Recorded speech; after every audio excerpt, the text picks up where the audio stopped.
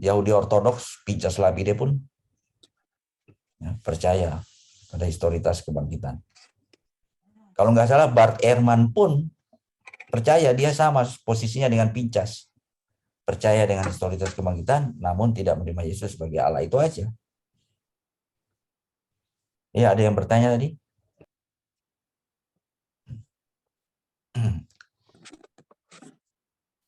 Ini dasar-dasarnya pentingnya kebangkitan. Nah, bukti dari kebangkitan ya, Yesus ya. Dan kemudian dia naik ke surga dan dia mengutus seorang penolong yang lain, itu terbukti dengan adanya pengutusan Roh. Selanjutnya kan murid-murid itu bisa bersaksi, berani mengabarkan Injil.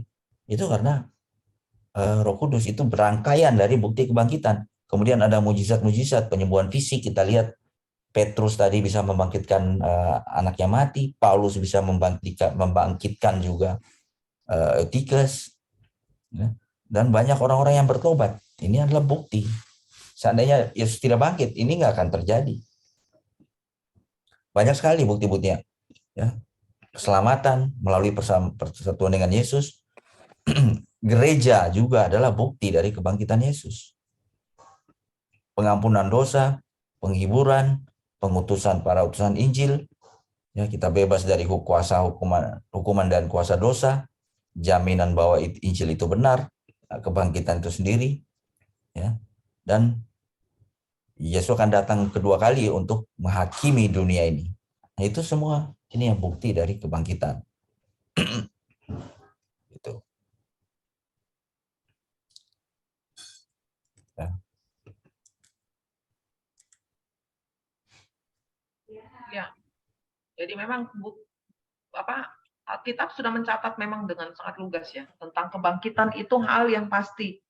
Bukan yang bilang sama seperti di abad ke-7 menyatakan itu bahwa tidak ada kebangkitan. Dan nggak ada kematian. Nah, itu maksudnya kematian ada, tapi bukan karena kematian karena salib. Gitu. Nah, ini harusnya Ya. sudah sangat Ini jaminan ya bahwa berita baik ya atau Injil itu benar ya. Kisah para Rasul 17 ayat 31 yang tadi kita baca. Karena ia telah menetapkan suatu hari pada waktu di mana ia dengan adil akan menghakimi dunia oleh seorang yang telah ditentukannya. Nah, ini kan Bapa berbicara mengenai Sang Mesias itu Yesus. Sesudah ia memberikan kepada semua orang suatu bukti. Bukti ini tentang hal itu dengan membangkitkan dia dari antara orang mati. Itu jaminan nih. Gitu. Jaminan keselamatan melalui kebangkitan dari Yesus Kristus. Mungkin tambahan dari Bang Enos. Bang Enos buka mic, silakan. Karena nubuat ya, harus ya klaim bahwa Kristus akan dibangkitkan dari kematian, itu adalah bagian juga dari nubuat. Signifikansi dari klaim. Klaim-klaim kebangkitan adalah signifikan, penting karena sejumlah alasan. Misalnya, prediksi bahwa mereka bersama dengan penggenapannya itu memberikan bukti bahwa Yesus bukanlah nabi palsu. Perjanjian lama telah memperingatkan terhadap klaim-klaim yang tidak terpenuhi dari nabi-nabi gadungan. Ya, telah dikatakan ya perjanjian lama, apabila seorang nabi berkata demi nama Tuhan dan perkataannya itu tidak terjadi dan tidak sampai, maka itulah perkataan yang tidak difirmankan Tuhan.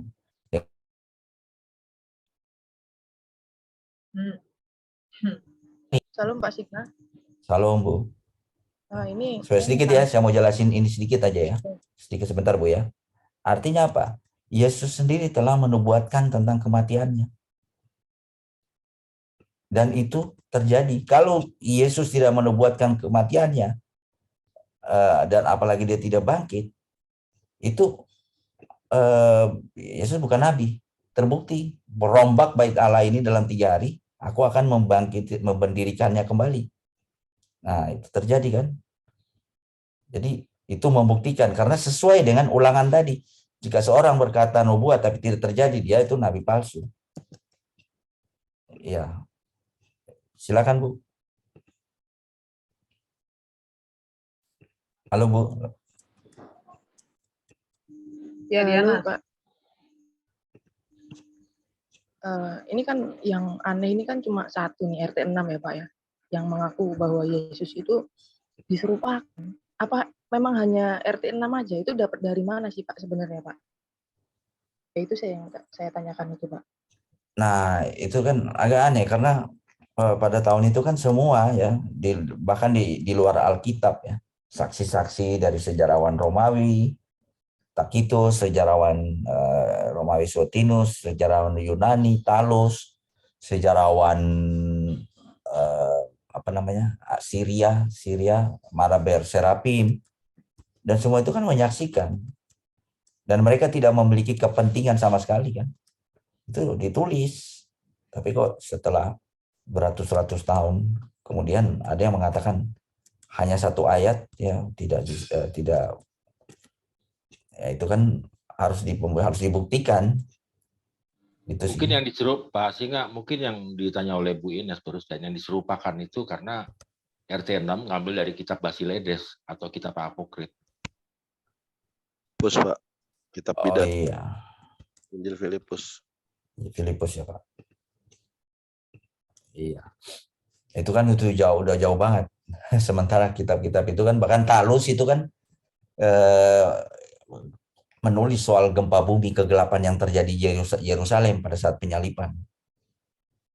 Bayangkan, sejarawan Yunani itu. Nah ini ya bukti, kita lihat kan Yesus berapa kali menubuatkan tentang kematian dan kebangkitannya, dan itu terjadi. Ya. Kita lihat di mana ya. Kematian Yesus Kristus.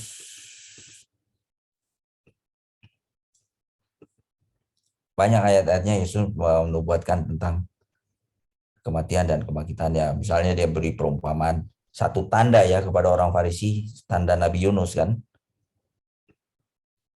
Gitu. Lah iya, katanya kan penyempurna nih. Itu aja udah membatalkan Taurat kan. Itu. Karena ada banyak sekali nubuat tentang kematian Yesus di Perjanjian Lama.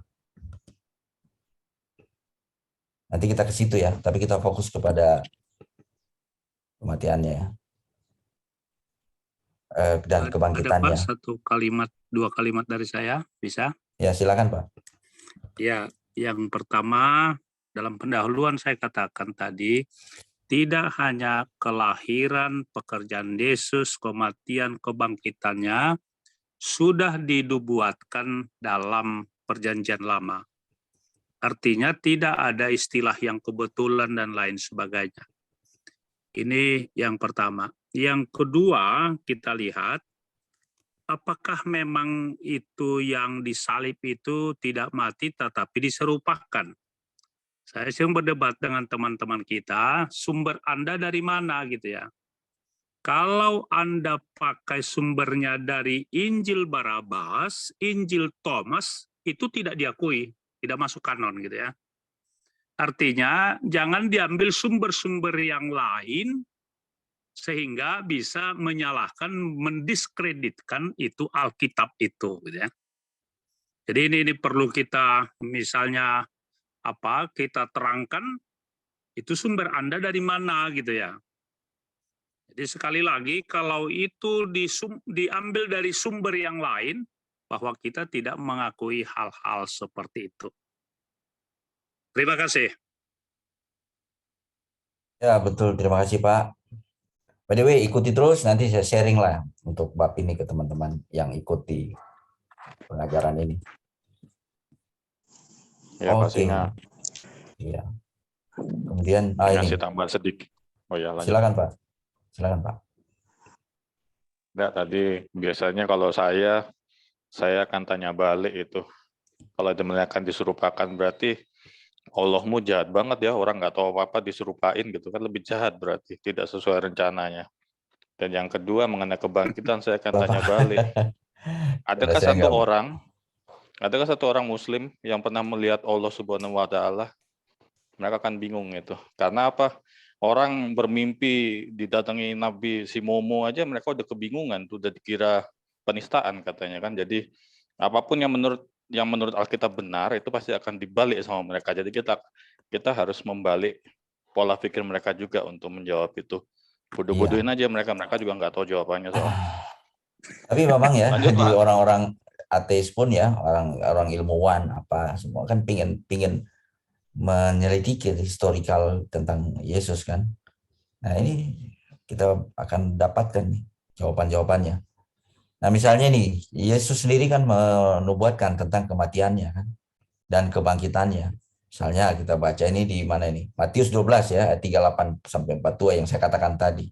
Pada waktu itu berkatalah beberapa ahli Taurat dan orang Farisi kepada Yesus. Nah, ini ahli Taurat nih. Ya, dan orang-orang Farisi. Ya, ahli-ahli agama lah mereka yang menghafal perjanjian lama. Guru, kami ingin melihat suatu tanda daripadamu. Ya, bahkan ahli Taurat, orang Farisi memanggil Yesus guru. Tetapi jawabnya kepada mereka, angkatan yang jahat dan tidak setia ini menuntut suatu tanda. Tetapi kepada mereka tidak akan diberikan tanda selain tanda Nabi Yunus. Sebab seperti Yunus tinggal di dalam perut ikan 3 hari 3 malam, demikian juga anak manusia akan tinggal di dalam rahim bumi 3 hari 3 malam. Nah, pada waktu hari penghakiman, orang-orang Niniwe akan bangkit bersama angkatan ini dan menghukumnya juga. Sebab orang-orang Niniwe itu bertobat setelah mendengar pemberitaan Yunus. Dan sesungguhnya yang ada di sini lebih daripada Yunus. Pada waktu penghakiman, ratu dari selatan itu akan bangkit bersama angkatan ini dan ia akan menghukumnya juga. Sebab ratu ini datang dari ujung bumi untuk mendengar hikmat Salomo. Dan sesungguhnya yang ada di sini lebih besar daripada Salomo. Ratu selatan ini ya, Ratu Sheba. Selatannya Israel kan di bawah itu kan di bagian Ethiopia kan. Ratu dari Sheba. Bukan. Oke. Jadi jika kebangkitan tidak terjadi, maka klaim Yesus sebagai Mesias dan anak Allah itu akan menjadi palsu. Itu pentingnya itu. Nah, Yesus juga memprediksi juga kebangkitannya ya. Sejak waktu itu Yesus mulai menyatakan kepada murid-muridnya bahwa ia harus pergi ke Yerusalem dan menanggung banyak penderitaan dari pihak tua-tua, imam-imam dan kepala ahli-ahli Taurat, lalu dibunuh dan dibangkitkan pada hari ketiga. Ya. Ini ya, anak manusia dibangkitkan dari antara orang mati. Ya. Jangan kamu ceritakan penglihatan itu kepada seorang pun sebelum anak manusia dibangkitkan dari antara orang mati. Ya, banyak sekali ya Yesus mengatakan. Dan pada hari ketiga ia akan dibangkitkan. Nah itu kalau kita balik ke Ulangan, seorang nabi yang berkata-kata nubuat namun tidak terbukti. Jangan kamu gentar, dia nabi palsu. Yesus ya banyak sekali mengatakan, tetapi sesudah aku bangkit, aku akan mendahului kamu ke Galilea.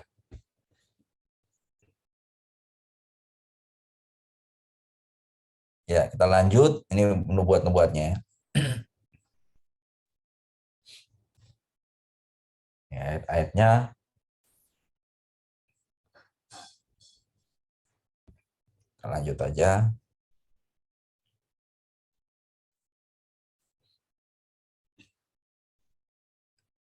Kita terusin aja. Karena cukup banyak nih bab ini nih. Mungkin nanti kita lompat aja ya ke pendekatan historis ya ini. Nah, ini kesaksian sejarah dan hukum. Oke.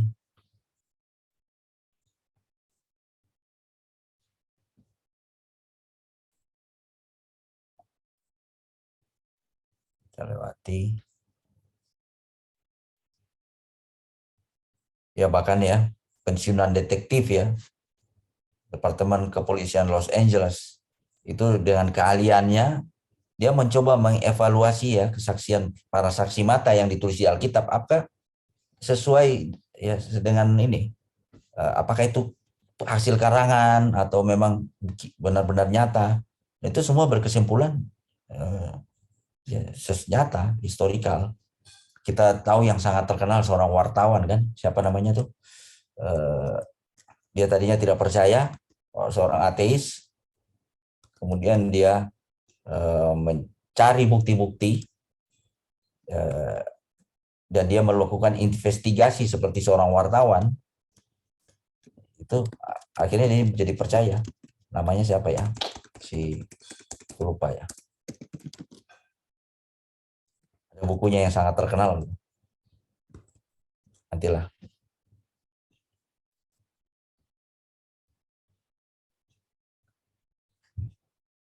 Nah, kemudian juga kesaksian para bapak gereja awal ya. Nah, ini penting nih. Karena kan berkesinambungan. Ini kan Clemens dari Roma ini hidupnya 95, 96. Selama Rasul Yohanes masih hidup. Ignatius, murid langsung dari Rasul Yohanes kan, juga mencatat. Gitu.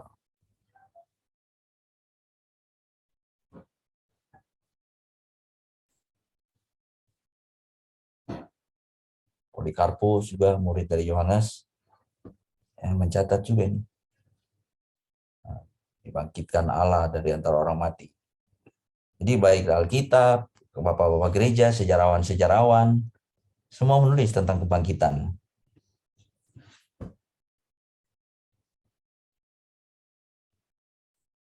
Oke.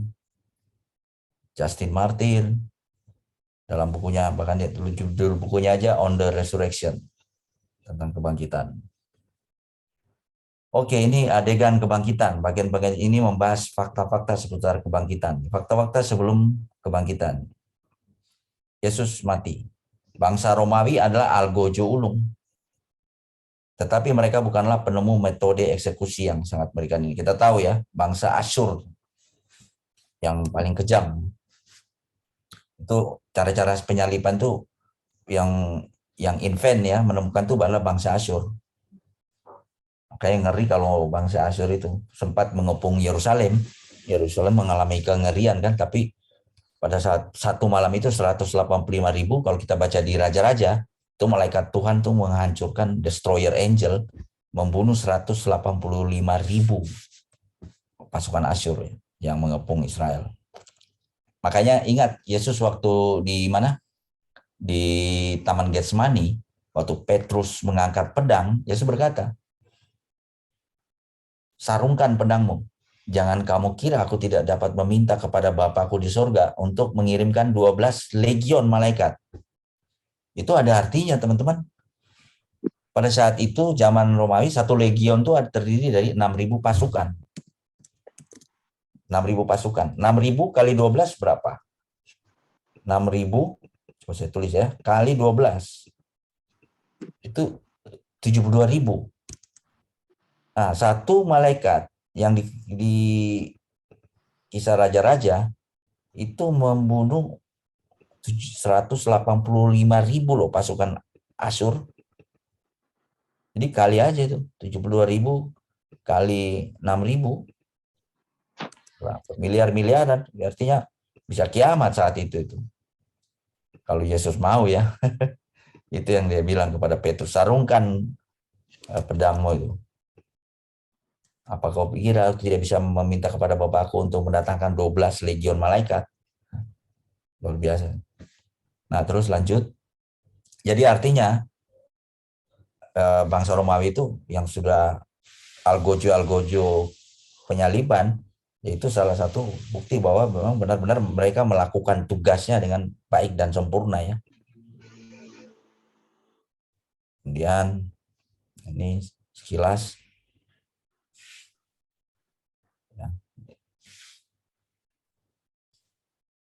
Ini sejarawan ya, Josephus, Tacitus yang tadi kita singgung, mereka yakin tuh penyaliban itu. Penyaliban lebih dari sekedar cara yang menyiksa untuk mati.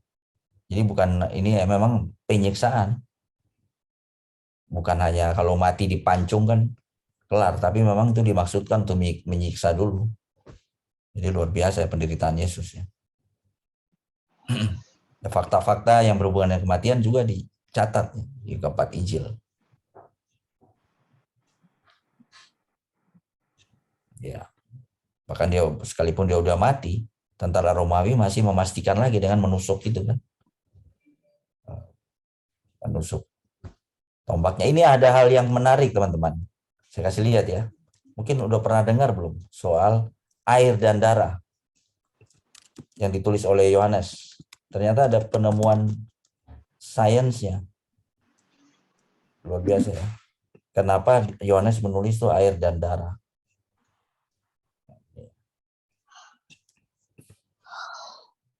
Itu membuktikan juga kematian tuh. Nah ini. Oh iya, saya jadi ingat. Namanya Lee Strobel. Dia menulis buku, ada serinya juga di mana? Film tuh. National Geographic, The Case for Christ.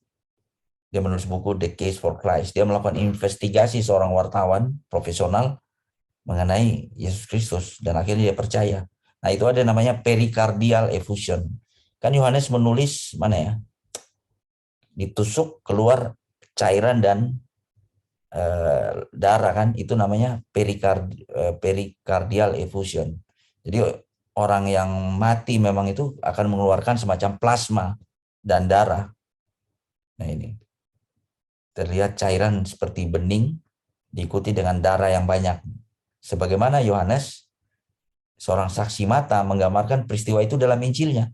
Jadi nah kita lihat ya, Yohanes menulis ini. Kelihatannya sederhana, kita nggak tahu apa Yohanes menulis itu, tapi ternyata sesuai dengan kedokteran. Nah ini kita lihat ya. Yohanes 19 ayat 34. Tetapi seorang dari antara prajurit itu menikam lambungnya dengan tombak dan segera mengalir keluar darah dan air. Nah, ini ada maksudnya ternyata. Setelah diselidiki oleh siapa? Si Lee Strobel itu. Ternyata ada darah dan air itu kalau orang ditusuk di dalam jantungnya itu berkumpul darah dan semacam cairan plasma. Di waktu ditusuk keluar tuh. Itu yang sesuai yang ditulis oleh Yohanes. Luar biasa ya. Jadi membuktikan benar-benar dia mati di kayu salib itu. Makam. Kemudian selanjutnya makam ya. Dari yang disediakan oleh Yusuf Arimatea. Mereka juga para ahli itu menyelidiki soal makam dan arkeologi di abad pertama. Ya sesuai seperti yang digambarkan di Alkitab. Gitu. Ya dalam gua, kemudian gua bawah tanah, ada batunya, batu bulat yang besar. Itu kan makamnya seorang ini ya, Yusuf Arimatea, seorang yang bangsawan lah ya. Dia punya makam yang bagus dan itu dia persembahkan kepada Tuhan kita Yesus Kristus. Gitu. Dan makamnya itu dibuat sedemikian rupa sehingga pada saat ditutup gampang, dibuka itu ini susah. Dibuat semacam miring gitu loh kalau kita baca di sini nanti. Jadi orang kalau mau nyuri itu apalagi ada pasukan-pasukan Romawi itu nggak mungkin karena dia dibuat makamnya itu kalau kita bayangkan ya bulatan batunya itu dibuat agak miring sehingga waktu ditutup dia menurun kan gampang turunnya tutup. Tapi kalau dibuka kan dia masih dorong naik ke atas.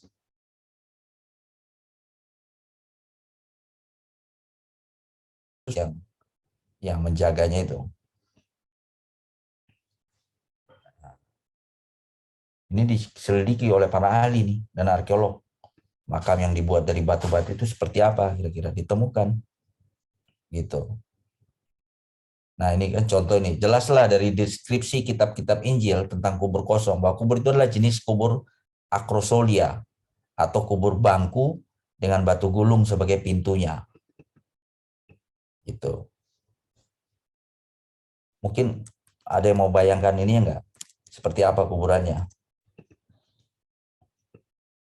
Atau kita lanjut aja, itu nanti saya punya sih soal arkeologi kuburan Kristus, tapi nanti aja ya. Jadi memang ada tempat untuk mayat ditaruh, ada ya seperti yang digambarkan di ini, di mana? Di situs di Yerusalem itu. Tempat untuk membaringkannya gitu loh.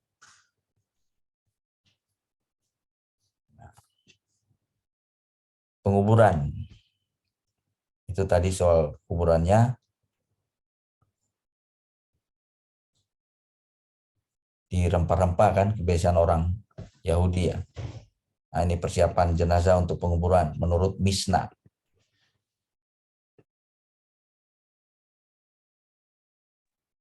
Mereka menyiapkan semua yang diperlukan untuk mayat.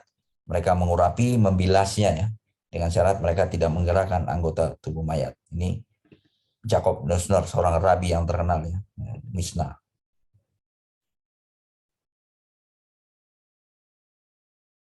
Itu. Nah, ini Yosefus menyebutkan rempah-rempah sebagai bagian dari ritual penguburan.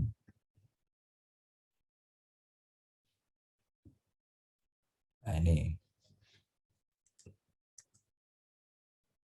Ya, kita lihat kan Markus 16 ayat 1, Maria Magdalena, Maria ibu Yakobus, serta Salome membeli rempah-rempah untuk pergi ke kubur dan meminyaki Yesus. Nah, ini juga ya.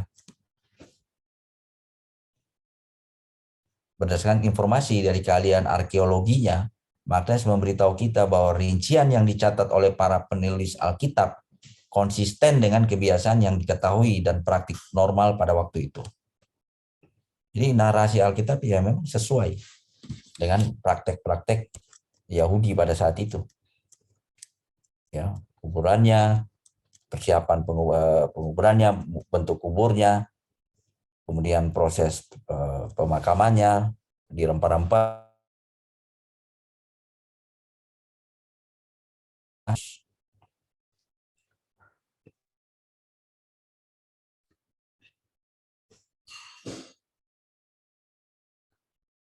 Oke.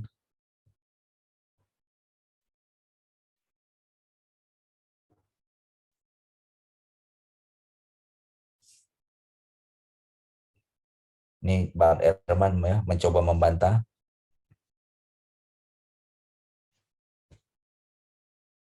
Tradisi yang muncul belakangan, tapi sudah dibantah juga oleh Evans.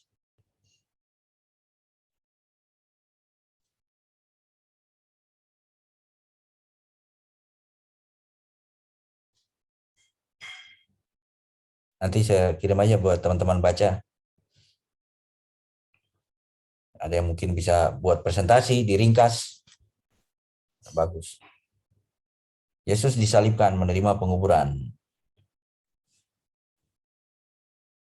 Nah, ini ditemukan ya. Arkeologi menemukan sebuah jasad seseorang yang bernama Yehohanan pada tahun 1968. Dan ditemukan tuh paku-paku di kakinya. Bukti paku-paku penyaliban.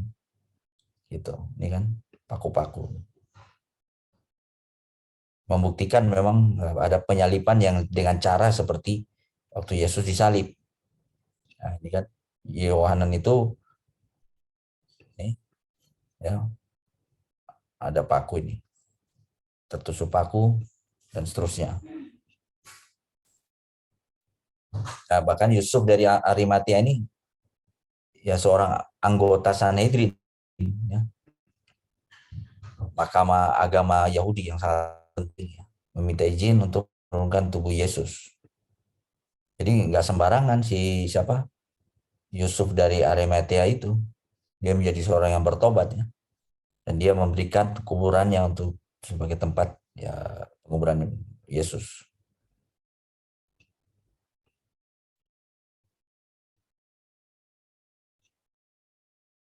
Nah, ini batu ya dicatat ya seperti apa batunya. Nah, ini ada lebih dari 900 gua pemakaman dari periode Bait Suci kedua yang ditemukan baik di dalam dan di sekitar Yerusalem. Nah, bentuknya itu cakram. Yang saya bilang tadi itu dalam ya, muka pintu kuburan itu berupa batu-batu bulat yang cakram itu. Berdiameter 4 kaki. Nah, itu batu kuburan-kuburan orang kaya. Nah, itu adalah Yusuf Arimatia itu kan yang menghibahkan kuburannya.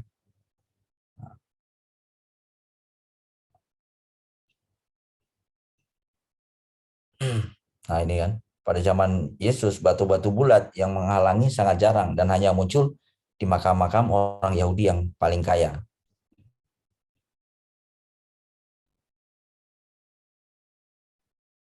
Bahkan ada yang merekonstruksi makam Yesus.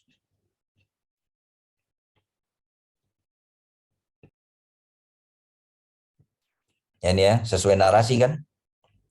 bahwa batu itu bulat di Matius 28 ayat 1-2. Setelah hari Sabat lewat, menjelang menyisingnya fajar pada hari pertama minggu itu, pergilah Maria Magdalena dan Maria yang lain menengok kubur itu. Maka terjadilah gempa bumi yang hebat sebab seorang malaikat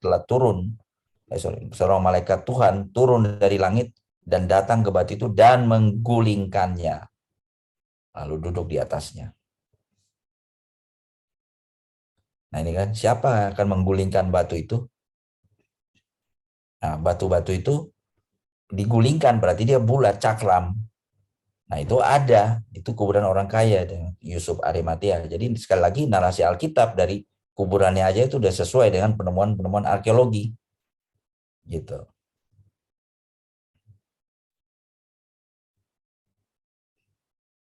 Kemudian berat batu ya itu 200 kg. Gitu. Batu-batu penyegel memiliki berat 200 kg. Jadi ya kecil ya. Kalau orang mau mencuri mayatnya itu kecil kemungkinan karena berat, ada penjaga disegel. Gitu. Jadi nah ini kan segel. Pematerian batu itu dicatat oleh Matius dalam Injilnya. Maka pergilah mereka dan dengan bantuan penjaga-penjaga itu, mereka memeterai kubur itu dan menjaganya. Jadi nggak mungkin itu dicuri mayatnya. Dan ada penjaga ya. Oke, keesokan harinya yaitu sesudah persiapan, datanglah imam-imam kepala dan orang-orang Farisi bersama-sama menghadap Pilatus dan mereka berkata, Tuan, kami ingat bahwa si penyesat itu sewaktu hidupnya berkata, sesudah 3 hari aku akan bangkit. Yang orang Yahudi sendiri Farisi tahu. Karena itu perintahkanlah untuk menjaga kubur itu sampai hari yang ketiga. Jikalau tidak, murid-muridnya mungkin akan datang untuk mencuri dia. Lalu mengatakan kepada rakyat, ia telah bangkit dari antara orang mati. Sehingga penyesatan yang terakhir akan lebih buruk akibatnya daripada yang pertama. Kata Pilatus kepada mereka, ini penjaga-penjaga bagimu dan pergi dan jagalah kubur itu sebaik-baiknya. Itu.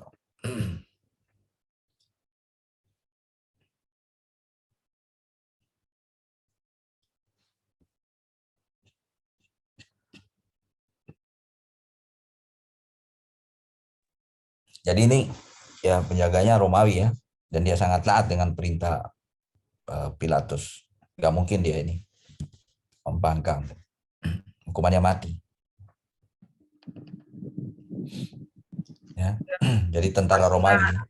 Ya silakan, kalau ada yang mau tambahin potong. Ya, sekarang ini udah jam 10. Kita tutup dulu dan kemudian free talk ya, karena atau kasih kesempatan sampai 10:30 ya. Sampai 10:30 baru kita tutup ya. Iya. Ya, boleh. 30 menit. Silakan. Coba saya lihat atau saya percepat ya. Ya. Mungkin ada yang kita percepat aja. Atau 1-2 kalimat dari saya, Pak. Silakan Pak, sambil ini silakan. Ya, pertama-tama apa yang ditulis dalam Alkitab kita itu didukung oleh fakta dan data yang autentik dari sejarawan dan dari para arkeolog. Jadi tidak bisa disanggah kebenarannya. Jadi sekali lagi, kalau ada orang yang mengatakan bahwa itu tidak mati, tidak disalibkan, tidak mati, dan itu diserupakan, perlu kita tanya kepada mereka balik seperti tadi, dasarmu, argumenmu dari mana gitu ya. Jadi itu saya pikir bagi kita apologet ya, menanyakan kembali, dasarmu dari mana? Sementara ayat Alkitab dan semua arkeolog, semua ahli-ahli sudah membuktikan tentang hal itu. Tidak ada yang perlu diragukan. Itu yang pertama. Yang kedua, yang punya kaitan dengan salib yang sangat terkenal itu, bahwa di 1 Korintus itu jelas sudah diungkapkan bahwa 1 Korintus 1 ayat 10, sebab pemberitaan tentang salib memang adalah kebodohan. Sekali lagi, adalah kebodohan bagi mereka yang akan binasa, tetapi bagi kita yang diselamatkan, pemberitaan itu adalah kekuatan Allah. Sebab ada tertulis, ada kutipan dalam Perjanjian Lama. Baru yang terakhir, saya pikir yang ketiga, bahwa apa hubungan kematian kebangkitan Kristus dengan kita sekarang. Saya pikir itu yang perlu kita kembangkan, karena dalam 1 Korintus 15 itu jelas ada 3 topik yang disebutkan Lembaga Alkitab Indonesia. Pertama-tama kebangkitan Kristus, yang kedua kebangkitan kita, baru yang terakhir kebangkitan tubuh. Karena itu yang sering dikutip itu bahwa 1 Korintus 15 ayat 58, karena itu saudara-saudaraku yang kekasih, berdirilah teguh, jangan goyah, dan giatlah selalu dalam pekerjaan Tuhan. Termasuk memberitakan firman melalui ya apologet ini gitu ya. Apa yang mau kita sampaikan kepada orang lain. Giatlah selalu dalam pekerjaan Tuhan, sebab kamu tahu bahwa dalam persekutuan dengan Tuhan, jerih payahmu tidak sia-sia. Terima kasih Abang dan Kakak. Terima kasih Pak. Ya, saya sedikit aja saya percepat. Ya, terima kasih betul sekali Pak apa yang disampaikan, menguatkan kita. Dan ini saya cepat-cepat biar ya fakta-fakta ya pasca kebangkitan. Makam kosong ini sangat penting.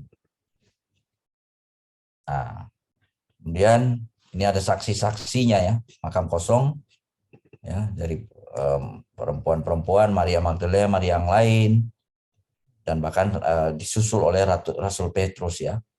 Di semua juga 4 Injil mencatat. Kemudian ini yang penting ya, makam kosong. Nah ini Yesus menampakkan diri, ini sini soal kain kafan. Nah berbagai penampakan Yesus. Maria Magdalena, perempuan-perempuan yang meninggalkan kubur, murid-murid dari Emmaus, ya. Simon Petrus, murid-murid ya, tanpa Thomas, seluruh murid bersama Thomas, murid-murid di Danau Galilea, murid-murid di sebuah gunung di Galilea, murid-murid ya. Mungkin 70 murid, 500 orang percaya. Yakobus, saudara tiri Yesus, Paulus. Jadi apa yang mau dibantah? Bahkan orang Yahudi sendiri pun saat itu tidak ada sanggahan. Gitu. Nggak ada. Mereka nggak berkata, oh itu bukan kebangkitan, itu nggak bangkit tuh, mati, mayatnya dicuri. Nggak ada narasi itu. Gitu. Iya, jadi mereka diam. Bahkan menyuruh ya. Mereview itu pertanyaan Bu Dewi tadi yang pertama itu, apakah hanya RT 6 yang menolak kematian dan kebangkitan Tuhan Yesus? Mungkin perlu diterangkan juga Pak, ada jalur bantah semua dengan arkeologi, teori pencurian, semua udah dibantah, dibantah oleh bukti dari Alkitab sendiri, dari bukti-bukti arkeologi, dari narasi-narasi para sejarawan-sejarawan kuno, terbantahkan semua. Nggak ada yang bisa ini. Coba kita langsung ke kesimpulannya. Panjang sekali soalnya nih Pak, panjang sekali ininya. Soal kebangkitan nih, kesimpulan. Jadi mau mencoba ini nggak ada yang bisa bantah Pak. Itu historical yang sangat-sangat jelas karena buktinya banyak sekali ya, dan nggak bisa di narasi itu nggak dikarang-karang. Nah, kesimpulan sesungguhnya ia bangkit. Ada aliran bidat juga kan Pak, itu Pak yang tidak mengakui Yesus mati kan ya Pak ya. Makanya Islam mungkin ngambil dari situ Pak. Mungkin nggak? Tadi dari Pak siapa ya? Yang sampaikan itu Basiledes dari itu kali Pak yang bilang diserupakan. Basiledes, dari kitab Basiledes. Basiledes ya. Cuma yang diserupakan Simon dari ini, Simon dari apa kan? namanya Simon. Pertanyaannya satu, kalau diserupakan, misalnya dia mati di kayu salib yang diserupakan, kuburannya di mana? Kan RT 6 nggak bisa jawab itu. Terus yang mati siapa? Lagian Kuburannya mana? Lagian sudah kejauhan ya Pak ya, 7 abad Iya. berikutnya kan nggak lucu gitu mereka bisa Bukan, klaim maksudnya hal seperti oke, kita terima jalan pemikiran mereka, diserupakan, yang mati bukan Yesus, orang lain. Lalu mayatnya orang lain itu mana kuburannya? Kan itu pertanyaan. Ya, toh? Terus satu lagi Pak Singa, ini masalah kain kafan ya. Ini kan Ya. ini kan selalu diklaim kalau kita lihat dari Matius 27 ayat 59, ya saya bacakan ya, dan Yusuf pun mengambil mayat itu, mengafaninya dengan kain lenan yang putih. Ini sudah dibuktikan oleh ilmuwan dan uji karbon. Dari Turing itu ya Pak? Betul, memang banyak yang waktu itu disalib. Tapi tipikal Yesus Kristus disalib itu kan di jidatnya itu kan termasuk ditusuk, itu kan ada berapa puluh tusukan gitu loh. Jadi tipikalnya nggak ada. Ini beda sendiri kain kafannya, dan itu sudah dibuktikan oleh uji karbon. Jadi maksud saya begini, kalau ada orang-orang yang menyangkal kematian, kan tadi udah saya bilang yang namanya kelahiran, kematian, kebangkitan itu satu paket, dan masing-masing itu ada ayatnya gitu loh, mulai dari nubuatannya dan sebagainya, dan bukti historisnya pun ada. Kalau ada mereka yang menyangkal itu, kita sebutin di sini yang diterangin oleh Pak Singa Yehuda gitu loh. Kan persoalannya kan mereka memang menyangkal terus, itu loh. Jadi memang niatnya itu memang sudah menyangkal. Oke, dia menerima kelahiran, tapi dia menyangkal kematiannya. Demikian juga menerima kematiannya, tapi dia menyangkal kebangkitannya. Makanya saya selalu bilang, ini harus satu paket, dan semuanya itu didukung oleh ayat-ayatnya dan bukti historisnya. Itu loh yang harus kita jelasin ke mereka. Itu aja dari saya Pak Singa. Bro Dev jawab itu betul, katanya ada dari aliran dekotisme dan Manikeanisme.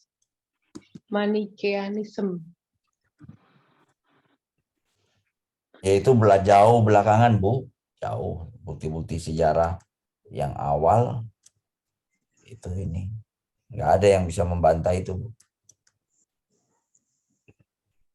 Sekarang kan ilmu pengetahuan canggih, akses informasi canggih. Iya, ya kan? Pak Singa, jadi memang kalau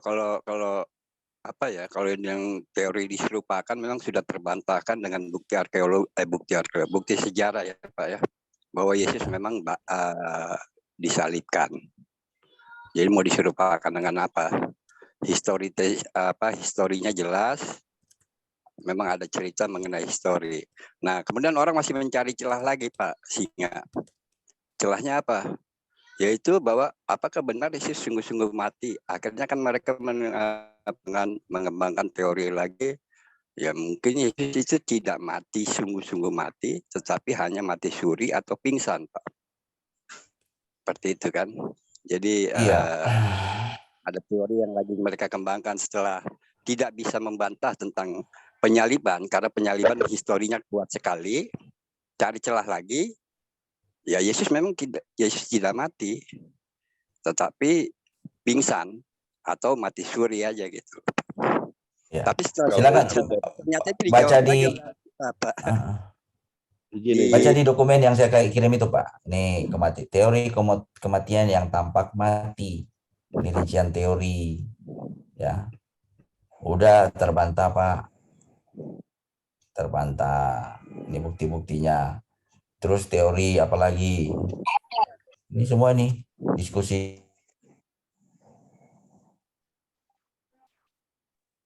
Ya, saya pikir kalau kita berapologet, kita tanya fakta-fakta autentik untuk mendukung mereka punya pandangan gitu ya. Kita kan lengkap tadi gitu ya. Silakan. Dari ajaran mana dan tahun berapa, lihat teks dan konteksnya gitu ya. Jangan langsung klaim seperti itu tidak seperti ini. Anda ini dari mana argumenmu? Apakah itu bisa dipertanggungjawabkan? Betul. Kalau kita lengkap dari arkeolog, sejarawan dan lain sebagainya mendukung gitu ya.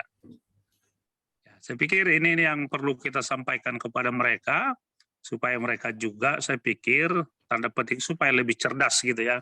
Tidak hanya copot satu pandangan ini, langsung mereka klaim itulah kebenaran. Tidak seperti itu. Makasih. Iya betul Pak. Harusnya dengan argumen Pak ya, kuat ya. Ya, harus kuat Pak. Betul. Landasannya apa gitu ya. Jangan dikutip satu buku, satu apapun, walau kita tidak akui, walaupun zaman itu kan banyak pendapat-pendapat, pandangan-pandangan gitu ya. Kalau ada Yahudi dan sebagainya, Yahudi yang mana? Jangan terus klaim gitu ya. Tidak seperti itu. Dan kita harus diuji kebenaran apa yang dia sampaikan tadi. Betul atau tidak. Gitu. Jadi ketika kita tanya balik seperti itu, argumenmu mana gitu ya. Kita apa yang kamu landasanmu? Kami jelas seperti ini gitu ya. Terima kasih. Ya, aku boleh aku tambahin dikit ya Mbak mengenai kebangkitannya. Ya kalau kan tadi kan Pak Singa memaparkan berdasarkan sejarah dan arkeologi ya, mengenai kebangkitan, dan ya aku cuman pakai satu literasi aja sih. Itu kalau ini aku pakai namanya the seven real of the Messiah. Ini karya dari Dr. Michael Brown ya. Beliau mengatakan bahwa kalau kita melihat berdasarkan bilangan ya, bilangan 10 ayat yang ke 34, bilangan 10 ayat yang ke ke 34 35 gitu. Di sini dikatakan kalau kita lihat di dalam Masoretic text itu kan bangkitlah Hashem gitu kan. Tapi kalau dilihat dari Targum Yohanan, di situ tertulis bangkitlah firman Adonai atau firman Tuhan. Nah, namun tanpa disadari, kalau dilihat di sini kan bangkitlah itu sudah dinyatakan adalah resurrection, gitu kan. Dan juga itu didukung kalau kita lihat di dalam Yesaya 60 ayat yang pertama. Di sini katakan bangkitlah, menjadi teranglah, sebab terangmu datang dan kemuliaan Tuhan terbit atasmu. Dan juga terakhir itu di Mazmur 72 ayat yang 17. Nah, dari kitab Taurat Musa yaitu Bilangan 10 ayat 35 dan Yesaya 60 ayat pertama serta Mazmur 72 ayat 17. Itu kalau dilihat dari berdasarkan tafsiran dari rabbinik yaitu Piskas Rabbi Nathan.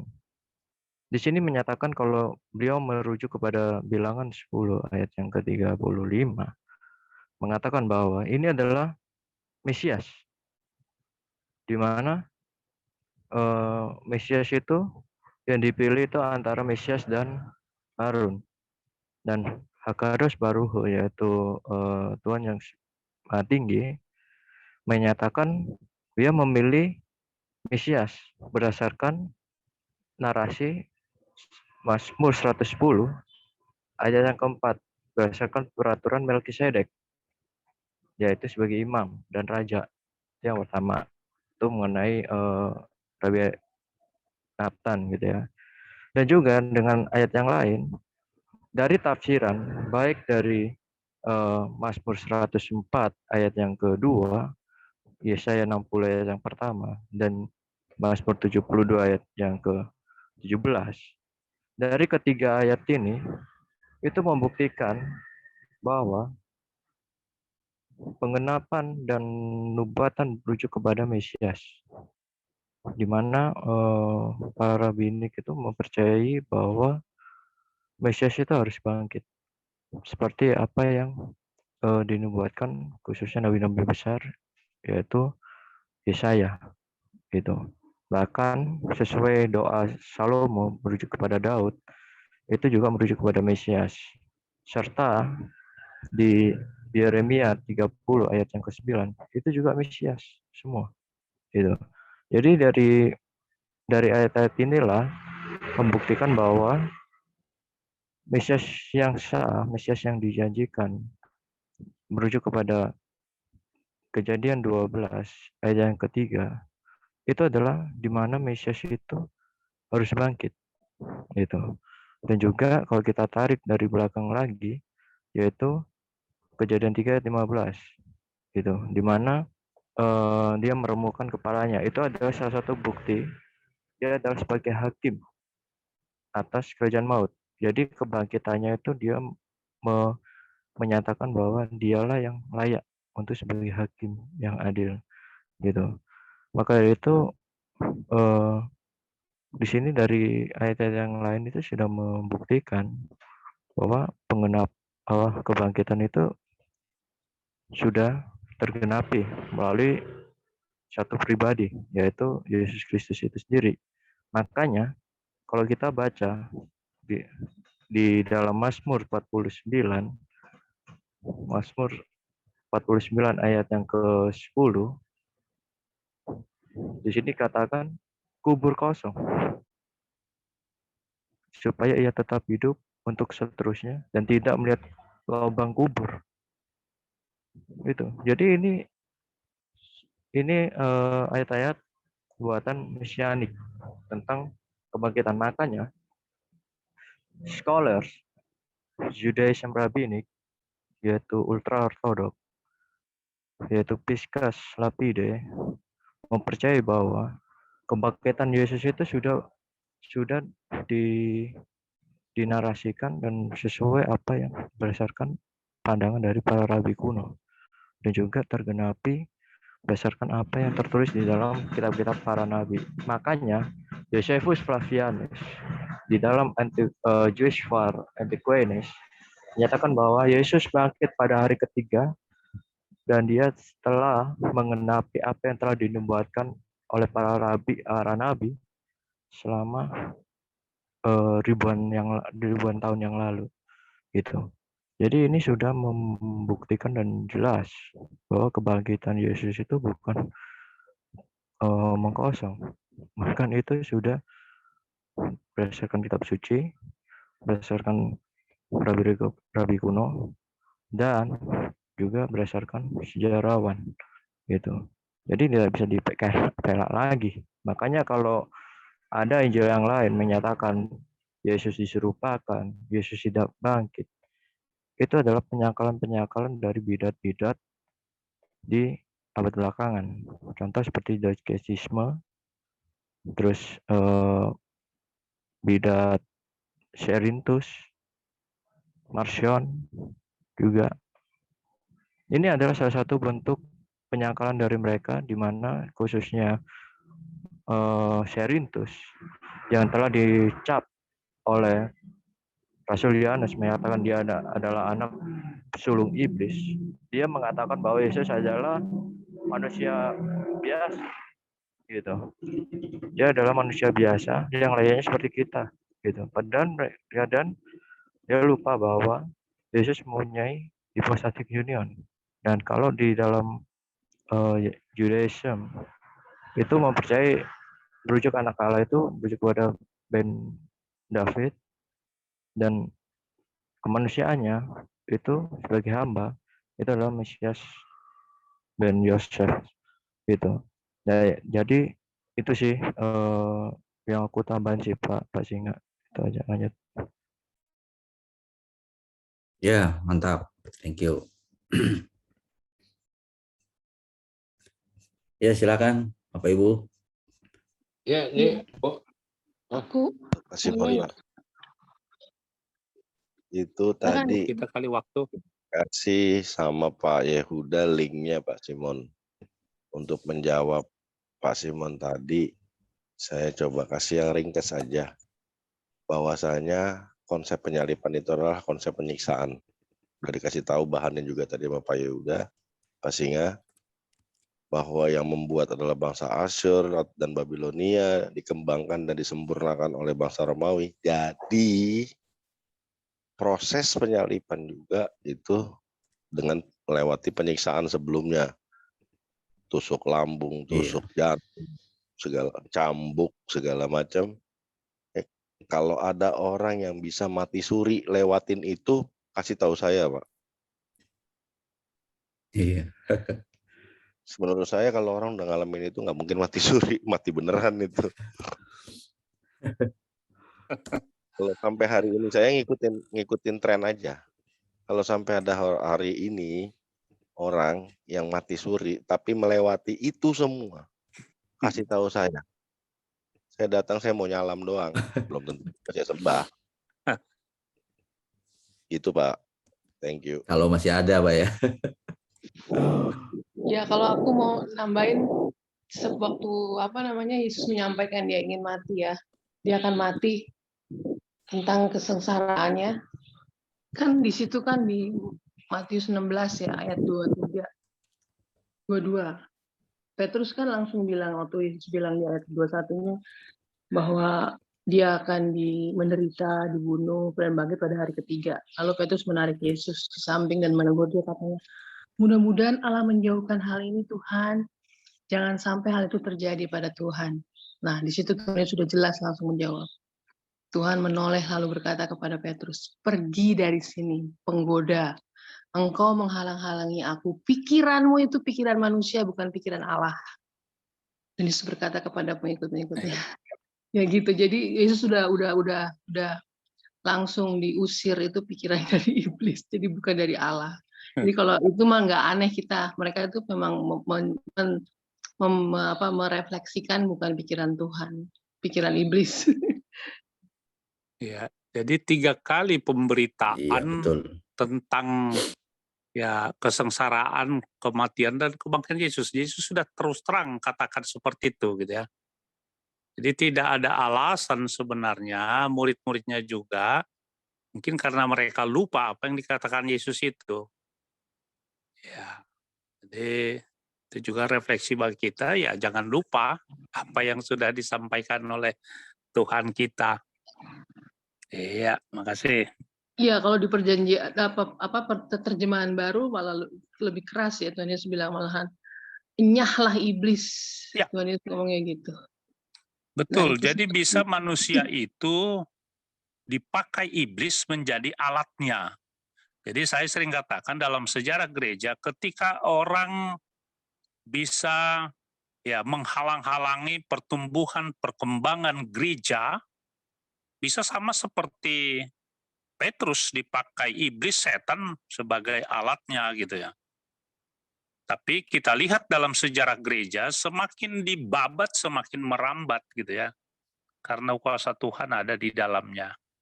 Terima kasih. Saya tambahin sedikit aja ya sebelum diakhiri, Pak Singa. Boleh ya? Ini kan... Ya silakan Pak, silakan. Ini kan dari RT 6 selalu mengklaim kalau Yesus itu tidak mati disalibkan. Mungkin ayatnya bisa saya sebut ya. Itu ada di Anisa 157, saya bacain ya. Dan karena ucapan mereka, sesungguhnya kami telah membunuh Al-Masih, Isa putra Maryam, Rasul Allah. Padahal mereka tidak membunuhnya dan tidak pula menyalibnya. Tetapi yang mereka bunuh ialah orang yang diserupakan dengan Isa bagi mereka. Sebenarnya jawabannya simpel. Kita jawab dari ayat mereka sendiri. Jawabannya ada di Ali Imran 55. Ketika Allah berfirman, hai Isa, sesungguhnya aku akan menyampaikan kamu kepada akhir ajalmu dan mengangkat kamu kepadaku serta memberikan kamu dari orang-orang yang kafir dan menjadikan orang-orang yang mengikuti kamu di atas orang-orang yang kafir hingga hari kiamat. Nah, di sini dia menuduh ya Isa tidak mati disalibkan, sedangkan di Ali Imran akhir ajalmu. Ini maksudnya apa? Jadi dia bertanya itu balikin lagi ke ayatnya dia. Gitu. Ali Imran berapa Pak? Di Ali Imran 55. Di situ justru disebut Isa Al-Masih sampai akhir ajal. Berarti kan ada proses kematian. Gitu. Ya, jadi kita nggak usah capek-capek ngejawab mereka. Orang dia juga bingung sama kitabnya kok. Ini jawab aja pakai kitab ini gitu loh. Jadi kita nggak usah menyentuh ke Alkitab kita percuma. Artinya gini loh, kalau saya punya prinsip ya, jangan memberikan mutiara kepada babi, itu aja. Makasih. Tegesin Pak, beda Ya. Yesus sama Isa. Itu beda, jelas beda. Saya bilang. Loh, Di bukan awal udah justru dia mengklaim, dia justru pengen itu menyamakan Isa Al-Masih itu dengan Yesus, gitu loh. Kan dari kemarin kan saya udah ngejelasin juga ya, kalau apa namanya ada beberapa orang, ya hanya 2 atau 3 orang yang mereka nggak ada masalah dituduh antikris, tapi sebagian besar mereka nggak mau dituduh antikris. Artinya mereka tuh bingung gitu loh. Saya lebih suka orang yang mau dituduh antikris gitu, daripada mereka ini yang munafik, yang mulutnya besar, yang katanya pendebat besar, ya, tapi nggak mau disebut antikris, padahal perilakunya antikris, kan itu. Jadi kita nggak usah capek-capek Pak ngejawab mereka, cukup jawab dari kitab mereka juga, itu aja dari saya. Yang jelas Ya. itu bukti kontradiktif kitabnya sih Pak. Thank you. Baru kita saya pikir berharap dan sampaikan kepada mereka, lihat teks dan konteksnya gitu ya. Jadi ada kritik teks, tidak begitu aja copot ini langsung begitu. Saya pikir untuk berteologi ya lebih luas juga harus begitu. Tidak hanya kutip ayat ini lalu tarik kesimpulan. Ya, jadi kalau ada kritik teksnya, ya dalam ilmu teologi disebutkan hermeneutik itu, ilmu tafsir itu, saya pikir tidak begitu gampang orang mengklaim-klaim seperti itu. Tapi teman-teman kita ya klaim-klaim seperti itu, ini begini-begini katanya kan. Saya kadang-kadang berdialog dengan rekan-rekan karena saya di FKUB Jawa Barat juga, ya saya katakan seperti itu gitu ya. Lihat dulu teks dan konteksnya. Jangan begitu gampang mengklaim, mencap seperti ini gitu ya. Ketika itu mereka ada kritik seperti itu, mengkritisi seperti itu, baru supaya mereka juga lebih memahami tentang apa yang dituliskan sesungguhnya oleh kitab masing-masing gitu ya. Tapi dalam hal itu mungkin ya Kak Sofiatul yang lebih apa karena dia udah belajar dari sana. Terima kasih Abang Kakak.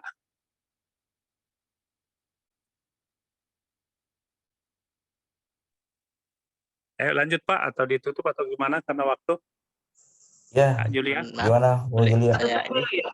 Itu ada banyak yang Masih ada yang mau ngomong, tutup Pak dulu Ari. enggak apa? Pak Ari, silakan. Tutup dulu enggak apa-apa. Tutup dulu enggak apa-apa. Nanti Kita lanjut. tutup dulu ya. Silakan, Ya, silakan Pak Ari bisa tolong doa buat kita. Pak Ari, Oke, siap. Oke. Mari kita sama menghadap Tuhan, sama-sama menghadap Tuhan. Kita mengucap syukur atas kebaikannya. Kita diberi kesempatan berdiskusi. Dan mari kita satu hati untuk mengucap syukur kepada Tuhan atas kemurahan hatinya. Dalam nama Bapa dan Putra dan Roh Kudus Allah Esa. Amin. Kemuliaan kepada Bapa dan Putra dan Roh Kudus sekarang dan selamanya dan dari segala abad hingga segala abad. Amin.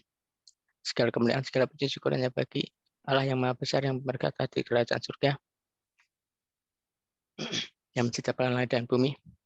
Engkau Allah yang Maha Perkasa, Allah yang Maha Mulia. Kami ucap syukur atas kebaikan-Mu. Engkau berikan kami kesehatan umur panjang sehingga kami bisa berkumpul di tempat ini dalam Zoom ini dengan suasana sukacita untuk kami saling menguatkan satu sama lain, saling berbagi, saling mengasihi satu sama lain.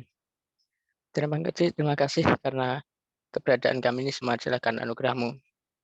Tambah-tambahkan kepada kami selalu hikmat, kebijaksanaan, pengetahuan, pengertian, kecerdasan, dan juga Engkau tambahkan kepada kami kerendahan hati agar pengetahuan yang kami miliki tidak menjadikan kami tinggi hati, kami menjadikan kami semakin rendah, merasa semakin bodoh, bahwa kami perlu belajar semakin banyak lagi. Karena kami tidak mampu tanpa Engkau. Sebab semua yang kami miliki adalah dari-Mu, dan semua yang ada pada kami semuanya berasal daripada-Mu. Dan pimpin kami untuk selalu menjadi terang dimanapun juga kami berada, agar orang melihat kami melihat Kristus. Dan malam ini kami serahkan keberadaan kami dalam istirahat kami sepanjang malam ini, dan kami pasrahkan hidup kami kepada-Mu. Ya Tuhan, semua dosa yang telah kami perbuat terhadap Engkau pada hari ini, baik dalam perbuatan, perkataan, pikiran, atau panca indera kami, hapuskan dan ampunilah kami demi nama-Mu yang kudus, sebab Engkau baik dan pengasih umat manusia. Ya Allah, berilah kami malam tenang dan damai dan tidur yang bebas dari segala ketegangan. Kirimlah malaikat pembawa damai untuk melindungi kami dari yang jahat, pencobaan atas serangan musuh lewat anugerah dan kasih dari Putra-Mu yang tunggal, Tuhan kami Allah dan Juru Selamat Yesus Kristus, bersama Dia dan Roh Kudus yang memberi kehidupan sama seperti Engkau layak menerima kemuliaan, hormat, dan kuasa selama-lamanya. Ampuni segala kekurangan dan kelemahan kami, ampuni segala dosa pelanggaran kami, sengaja maupun tak sengaja, yang kami sadari maupun tidak kami sadari. Tambah-tambahkan kepada kami semuanya di tempat ini, umur panjang dan kesehatan, vitalitas tubuh yang prima agar kami tidak mengalami drop baik fisik, mental maupun spiritual kami. Dan akhirnya kami tutup doa kami ini dengan ucapan syukur seperti doa yang Engkau ajarkan. Bapa kami yang di surga, dikuduskanlah nama-Mu, datanglah kerajaan-Mu, jadilah kehendak-Mu di bumi seperti di surga. Berikanlah kami pada hari ini makanan kami secukupnya, dan ampunilah kami akan kesalahan kami, seperti kami juga mengampuni orang yang bersalah kepada kami. Karena Engkau yang punya kerajaan dan kuasa, dan jangan membawa kami ke dalam pencobaan, tetapi lepaskanlah kami dari yang jahat, karena Engkau yang punya kerajaan dan kuasa dan kemuliaan sampai selama-lamanya. Amin. Dan nama Bapa dan Putra dan Roh Kudus, Allah yang Esa. Amin. Terima kasih, Pak. Bapak Ibu. Lanjut ya, terima kasih buat teman-teman semua. Lanjut saja, saya masih kasih live ya, masih terus live, silakan lanjut. Oke, ini maaf saya ini ya menyambung ya yang tadi mau saya sampaikan. Ini kita sebetulnya belajar ilmu akademisi kita itu lebih di atas angin lah dibanding mereka. Tapi kalau kita mempergunakan untuk menjawab mereka dengan akademisi kita gitu, seolah-olah ilmu kita itu apa ya, kayak anak kuliah berhadapan dengan anak TK gitu loh. Percuma gitu. Benar, Jadi, Pak. sayang. Percuma, Pak. Sia-sia, Pak. Sia-sia. Iya, Makanya, sia-sia, Pak. saya sangat senang dengan pernyataan maaf siapa Bapak Coki tadi ya. Balas saja dengan chat mereka. Karena ketika saya berhadapan dengan mereka tuh hampir nggak pernah saya buka Alkitab saya, nggak pernah saya ngutip Alkitab saya. Karena kitab saya itu lebih berharga dari kitab manapun juga. Ini bagi saya. Jadi saya nggak mau banding-bandingkan dengan mereka itu. Dan Betul sekali, Pak. ketika kita mau ngajak mereka diskusi secara akademis, pikiran mereka nggak nyampe gitu loh. Jadi mau dipakai maaf ya, pakai ilmu akademisi kita mau hermeneutika atau apa dan sebagainya itu mereka nggak bakal nyampe pikiran. Jadi kita baiknya tuh memperbanyak literasi tentang ayat-ayat mereka dan hadis-hadis mereka untuk kita pelajari kan. Nah, jadi sebetulnya tuh di antara tulisan-tulisan yang di dalamnya tuh banyak juga yang kontroversi. Jadi ketika kita menjawab pertanyaan mereka itu bisa dijawab dengan ayat yang di kitab lain, yang di surat lain di kitab mereka juga gitu. Seperti yang disampaikan Pak Coki tadi ya. Jadi gitu. Makanya kalau ilmu akademisi kita itu baiknya dipakai untuk orang-orang yang akademis sama-sama orang kita, misalnya dengan Barnes atau Unitarian itu baru mereka diajak kita kritik teks itu mereka tuh biar tahu gitu loh bahwa mereka tuh sebetulnya ya maaf kata ya dari pemahaman mereka tentang ketuhanan itu di bawah gitu loh maksudnya. Karena mereka belum nyampe pemikiran tentang Trinitas. Bagi saya tuh mereka mungkin dalam dalam tingkatan ilmu Aristoteles itu masih dalam tahap fisik masih ya. Matesis belum nyampe. Paling banter matesis yang metafisik belum nyampe. Karena mereka menjelaskan angka itu bentuknya seperti apa nggak tahu juga. Karena yang mereka tahu kan segala sesuatu bersifat fisik kan yang Kristen-Kristen yang di luar Trinitas itu. Mereka nggak bisa memahami Allah kita yang satu adalah tiga adalah satu, mereka nggak paham. Jadi kita bisa memakai ilmu akademisi kita itu untuk menjawab orang-orang yang sama-sama orang-orang kita itu. Dan untuk yang orang-orang di luar kita itu bisa terlalu berharga ilmu akademisi kita dibandingkan dengan mereka, orang mereka nggak belajar. jangankan kita mereka sendiri aja ya maaf. Saya hampir menulis setiap rumah, setiap orang itu mereka yang agama mereka selalu tanya, kamu agamamu apa? Misalnya mereka siap agamaku ini. Kita mana punya nggak? Nggak, berarti kamu bukan agama itu. Jadi mereka tuh kitab aja nggak punya itu. Jadi mereka asal ngikut, asal nurut, asal manut gitu. Dikhotbahin, diceramain ini itu ikut gitu.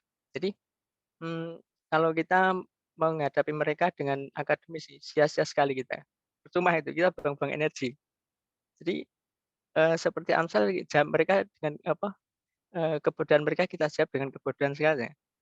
Jadi kita menjadi lebih ini ya, lebih rileks menghadapi mereka. Karena mereka tuh berusaha memainkan narasi pikiran kita tuh bisa dipermainkan. Mereka menggarap kita dengan kondisi santai, dengan asal-asalan, kita mikirnya serius banget gitu. Jadi energi kita terkuras untuk menghadapi pola pikir mereka. Jadi seperti kembali ke awal tadi, tetap saya setuju dengan pendapat Pak Cogi tadi. Kita balikin lagi dengan ayat-ayat yang di mereka aja gitu. Itu kira-kira dari saya begitu, Bapak Ibu. Terima kasih. Ya, terima kasih Pak Ari. Ya, itu memang benar sekali ya Pak ya.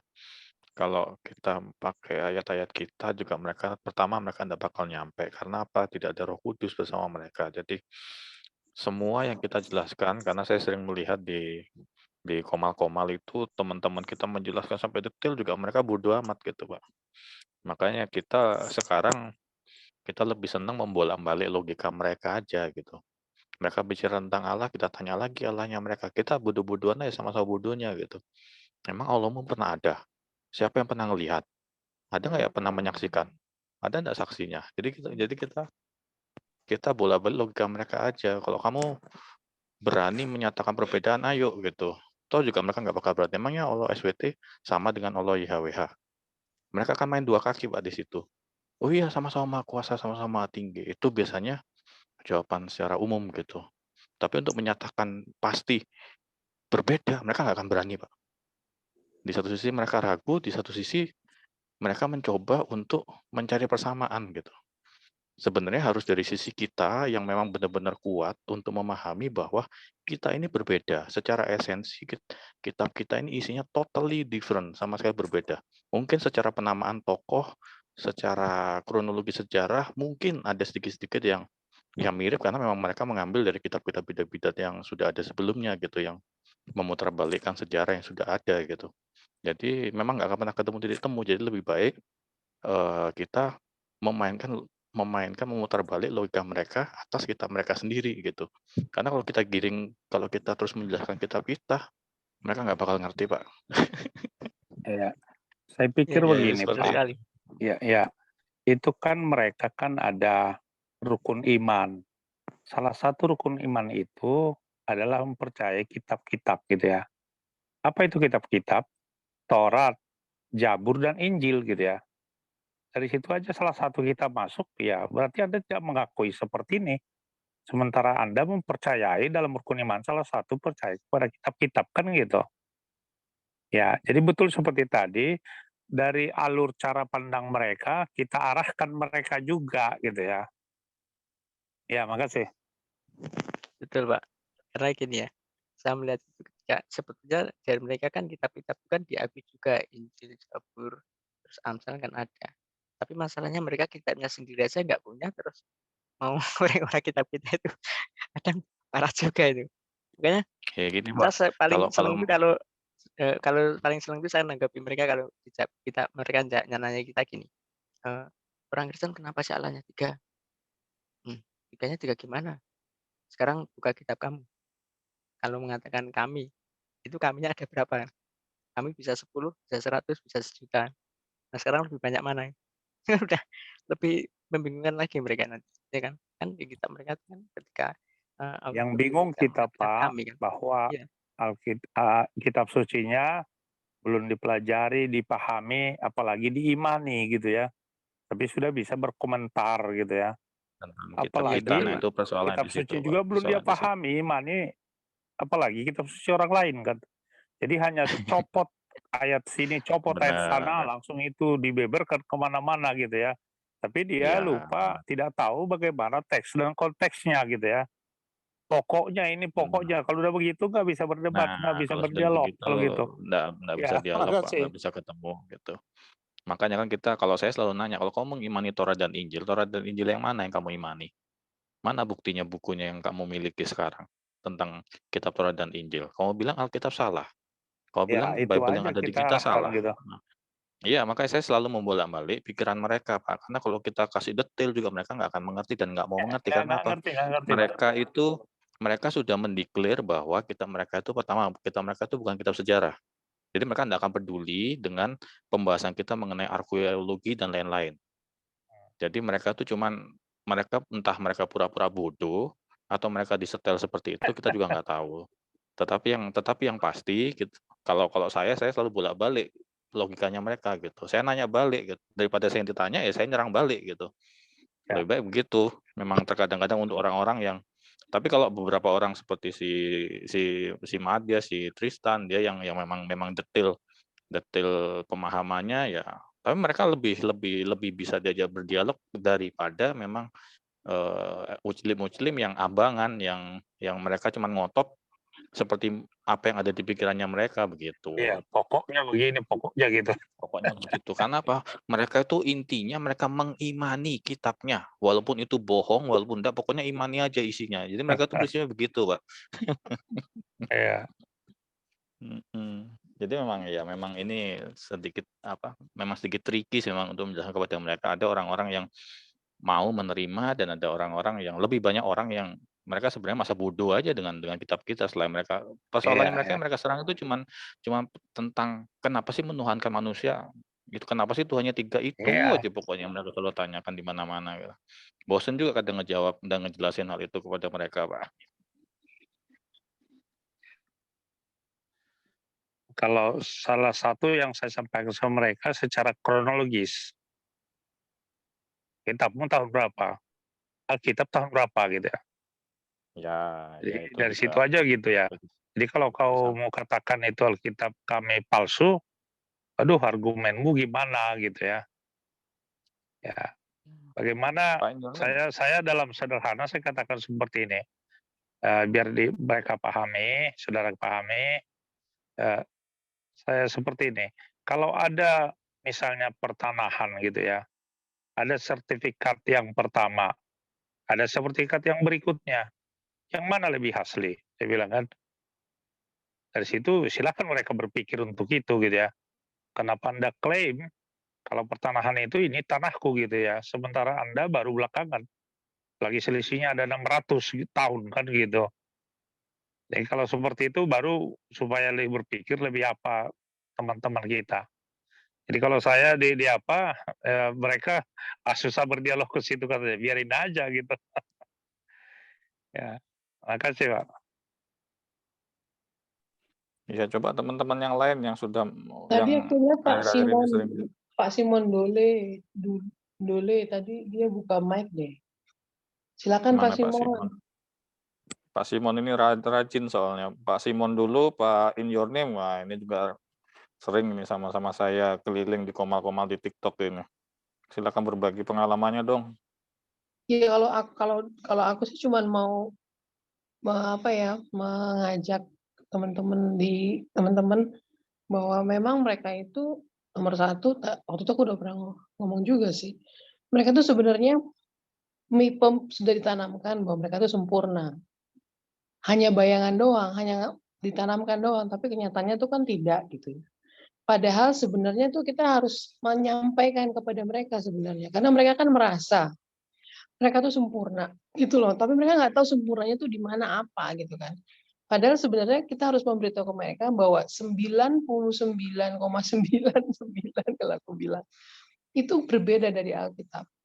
Jadi yang kamu bilang isi di kitabnya mereka itu hanya 0,00% 1% itu kesamaan. Kesamaannya itu misalnya hanya peristiwa, judulnya, terus nama tokoh. Nama tokoh pun banyak yang tidak sama kan. Jadi ada Zulkarnain dan sebagainya. Jadi tuh mesti dikasih tahu dulu gitu. Jadi kamu jangan merasa bahwa kamu tuh tahu Kristen gitu. Jadi supaya kita tuh agak mudah. Jadi kita kalau kadang-kadang kalau mau ngomong sama mereka tuh nggak tahu dari kehabisan kata-kata ya. Mau ngawalin dari mana kayak ngomong sama tembok.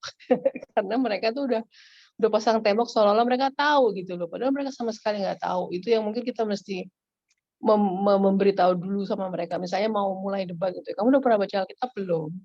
Kamu udah pernah baca Quran kamu belum? Jadi kita bisa kegambar ini yang kita hadapi itu apa gitu. Karena mereka sebenarnya hanya merasa doang gitu loh. Mereka sebenarnya nggak tahu apa-apa gitu loh. Dan kenyataannya tuh memang sudah diajarkan bahwa mereka tuh tahu, mereka tuh sempurna, yang terbaik, yang itulah ter gitu. Padahal itu hanya klaim gitu. Gitu. Jadi yang mesti kita bagi ke mereka mungkin ya bahwa mereka itu sama sekali berbeda gitu. Kita berbagi sama mereka, berbagi apa? Pengetahuan gitu loh. Jadi apa yang mereka bayangkan tentang kekristenan itu tidak seperti yang ada digambarkan di dalam kitab mereka gitu loh. Jadi mungkin nama tokohnya sama, tapi nggak semua sama. Dan judul peristiwa juga ada sama, tapi itu hanya beberapa doang dari peristiwa di Alkitab loh. Jadi Musa istilahnya membebaskan bangsa Israel itu hanya ke sebagian kecil dari cerita Alkitab itu kan banyak sekali ya Alkitab gitu. Jadi benar-benar di dalam bayangan mereka itu kita harus kasih tahu gitu. Bayangan kamu itu hanya miss-nya itu 99,9%. Itu yang membuat susah. Ya begitu. Ya kalau saya sih ini aja, Pak. Udahlah, dari sekarang misalnya apologet ini harusnya membuat satu istilahnya disclaimer bahwa Yesus bukan Isa, Isa bukan Yesus, gitu loh. Dan Tuhan Allah kita ini tidak sama dengan Allah SWT. Dengan disclaimer seperti itu aja mereka udah bingung sebetulnya. Jadi kalau dengan disclaimer itu berarti kan sudah terbatas. Jadi satu, efeknya adalah kita tidak akan mengikuti cara pandang mereka. Sebaliknya dengan kita udah disclaimer seperti itu, mereka harus ikut cara pandang kita. Nah yang sering terjadi adalah kita mencampur adukan. Yesus adalah Isa, Isa adalah Yesus. Dan kita coba menerangkan bahwa Isa adalah Yesus, itu salah. Malah kita akan terjebak kepada, ya itulah, yang nggak ada henti-hentinya perdebatannya. Tapi kalau kita udah tarik garis tegas, Yesus bukan Isa, Isa bukan Yesus, nah penjelasannya akan lebih masuk ke situ. Saya pikir itu sih. Lanjut. Sekarang gini Pak ya, saya sih nggak menyalahkan ya orang yang berdebat ya monggo aja. Tapi bukan tipikal saya kayak gitu. Saya lebih pilih lebih baik saya memagari komunitas saya yang paling kecil itu dulu gitu loh. Jangan sampai terpengaruh dengan sesuatu yang nggak pasti, apalagi sesat ya. Itu makanya dimulai dari hal yang kecil dulu. Nah, saya sih bukannya mau mengkritik ya dalam perdebatannya. Sekarang kita lihat aja fenomenanya yang terjadi. Ada nggak sejarahnya mereka membuka room atau membuka koma ya dengan judul Kristen bertanya, Al-Quran menjawab. Pernah nggak begitu? Kan nggak pernah. Ya kan? Karena di awal juga kan memang Tuhan kita berbeda, kitabnya pun berbeda, nabinya pun berbeda, apa-apa ceritanya pun berbeda, semuanya berbeda. Jadi apa yang harus diperdebatkan gitu loh. Makanya saya lebih setuju komal-komal yang hanya ngebahas Alkitab menjawab. Gitu loh. Jadi kalau ada seseorang yang masuk setelah itu kita kasih jawaban, terus dia ambil asumsi sendiri, langsung turunkan aja. Kita nggak butuh mereka kok sebenarnya. Nah, tapi kan kebanyakan teman-teman di sini, ini sorry nggak semuanya. Ini kan karena pengen pengen eksis kali ya. Saya nggak ngerti ya. Kalau yang saya tahu bukan di sini Pak Coki, di luar. Di sini belum ada. Teman-teman yang di luar, bukan di sini. Bukan di sini. Teman-teman di luar. Itu teman-teman di sini. Enggak, bukan. Sorry, saya koreksi. Teman-teman bukan yang di sini ya. Saya percaya teman di sini tuh pasti setuju dengan statement saya. Teman-teman di luar, itu kebanyakan mereka yang nggak ngerti ya, mau cari viewer, cari duit. Saya sih tidak menyalahkan yang seperti itu, tapi kita lihat lagi tujuannya apa sih? Kalau tujuannya debat itu hanya untuk entertain, ya kan? Ya monggo wae, silakan. Artinya misi awal kita yaitu penginjilan itu nggak bisa sepenuhnya terlaksana dengan baik gitu, ya kan? Jadi wasting time, buang waktu. Yang ada temperatur panas ini segala macam, ya kan? Ini kan begitu logikanya. Jadi motif ada sebagian, nggak semuanya ya teman-teman di luar. Motifnya tuh mau cari tenang, mau cari hebat. Ya kan kalau kita lihat tipikal mereka, kayak Zoom ini saya sebutin aja nih. Kalau live terserah, ini fakta model Zoom. Yang dibahas Alkitab terus. Mana pernah mau dia menyentuh ininya. Karena kan memang kita udah sepakat, kita tidak